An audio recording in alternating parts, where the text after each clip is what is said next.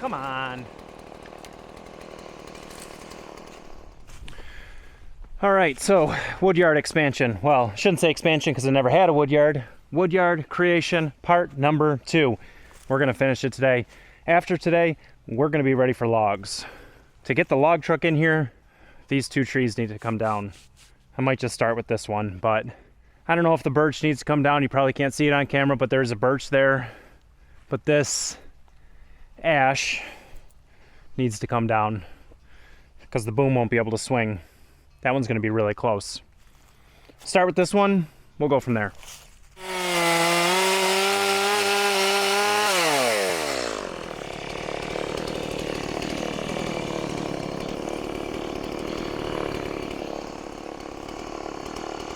Super strong. Oh, I'm gonna hit my shop. Just kidding. So the plan for this is I'm gonna limb this out, and then I'm gonna actually use this tree as the runner for the logs. So we'll limb this. I'm gonna ditch the brush over in the side there, and then we're gonna cut the stump down, get it out of the way for now, and we'll start spreading this mulch.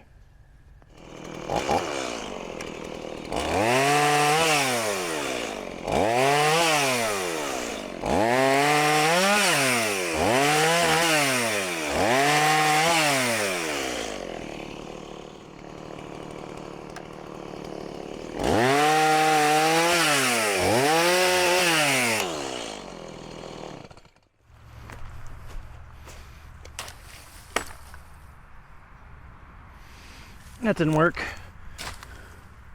There, that did though. So thanks for stopping by, and if you're new to the channel, my name's Elliot. You're currently watching Everything Elliot, me. We do everything. And if you're not new to the channel, you might be noticing I'm wearing some new boots. One could say I am new boot goofing. Genuine ostrich. 3 payments. Oh! Wait, what? I'm just goofing.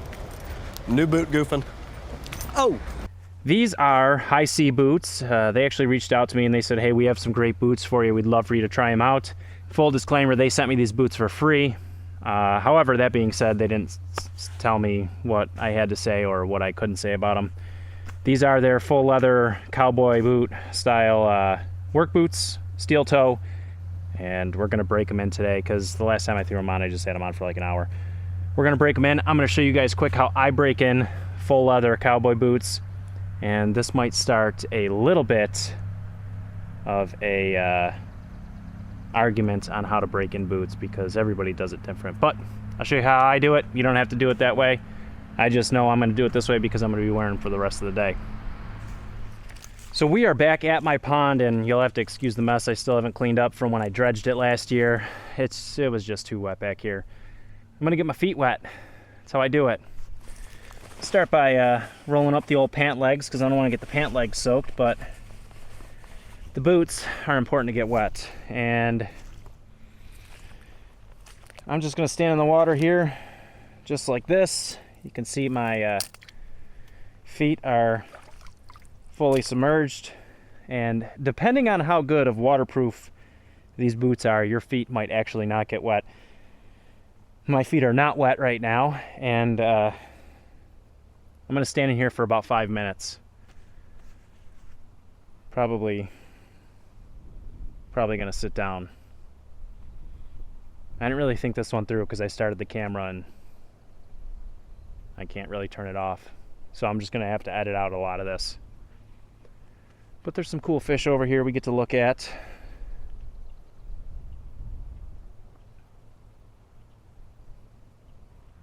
So it's been about 5 minutes and the boots are good and wet.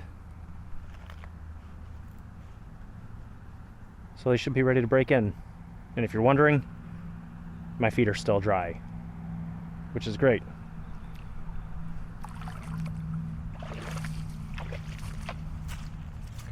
So now that we got wet boots, it's time to go get some actual work done. I like to break them in as I'm going to be working because I know that's going to be the best course of action. You're going to be doing a lot of movement and what have you. So that's what I do. You don't have to do it that way. You can use saddle soap, whatever you want to do. Put them in the oven, slap them on. Works the same way as a baseball glove. So I got it all limbed out, and we're just gonna drag it out of the way for now. I don't know what length I need it at. That'll work.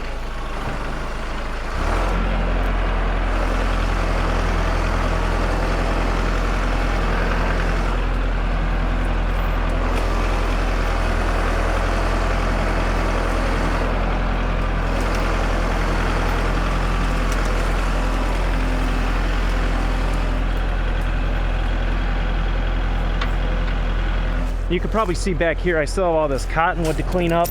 So that guy that helped me cut the cottonwoods down is actually the same guy that's dropping logs off. Okay, we're ready to push some mulch. Let me get some of this mulch out of the way.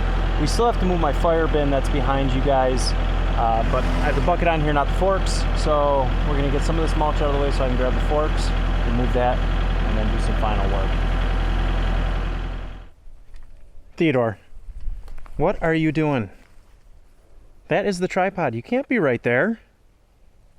You knucklehead. You're gonna shake the camera all around. I got business to do. Whoa. Where are you going?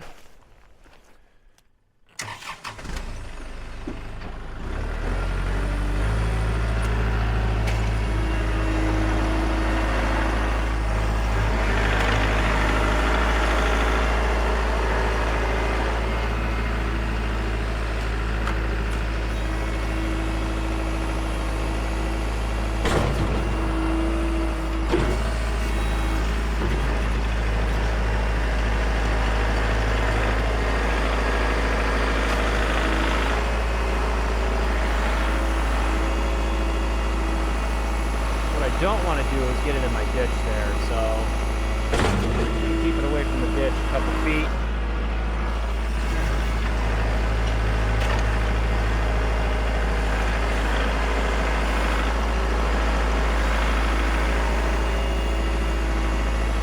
Do the fine tuning next to the ditch once we get the big pile pushed out here.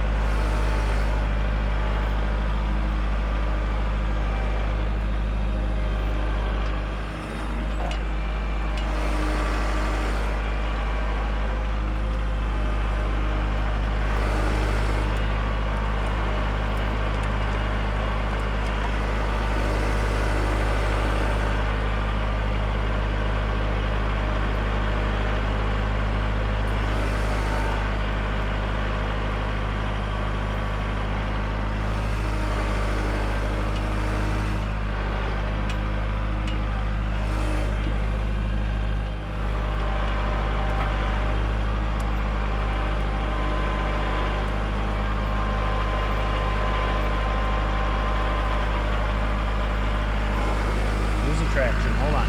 Four-wheel drive. Let's try this again.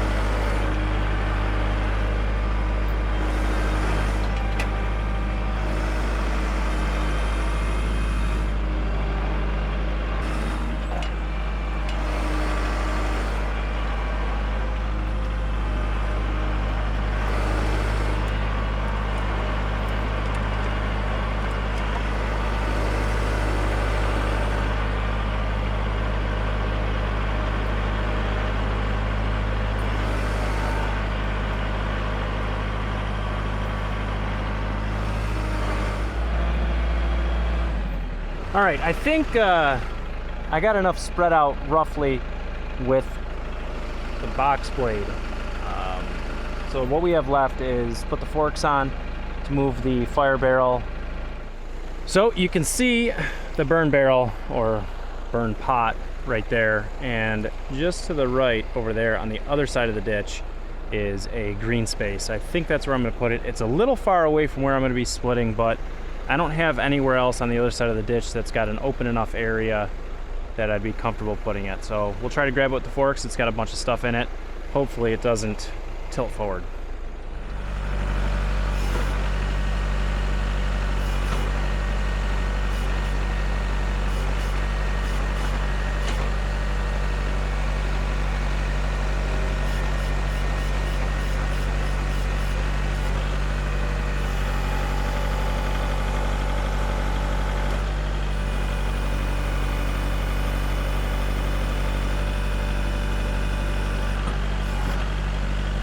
Back enough so we don't lose it.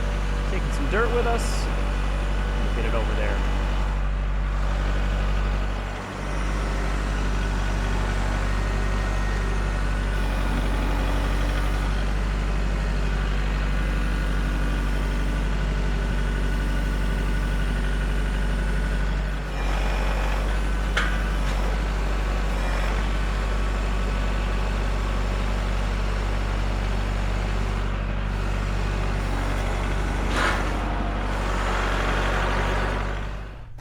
So if you guys don't understand what I'm getting at, you know, obviously here's my driveway, my parking area, and then we've got what's going to be the woodyard. So the plan is he's just got a grapple truck, like a brush truck. I'll pull in, he'll follow this line over here, nose up to the shop, and his grapple sits up front of the truck, or right behind the cab. And he should be able to grapple and swing out. So now you can see why I think that tree might be in the way. But we're gonna wait till he's here to find out if it's in the way, because if it's not in the way, I want to leave it. It is still alive. You can see it's budding. Well, you might not be able to see it's budding, but if we can keep it, I'd like to. It'll provide some shade, but this should give you a pretty good idea. The logs are going to stack right here. The splitter is going to go like right in front of the tractor somewhere. And then all that area that I'm putting chips down there, that's just for wood storage. You can see I've got some IBC totes out there already.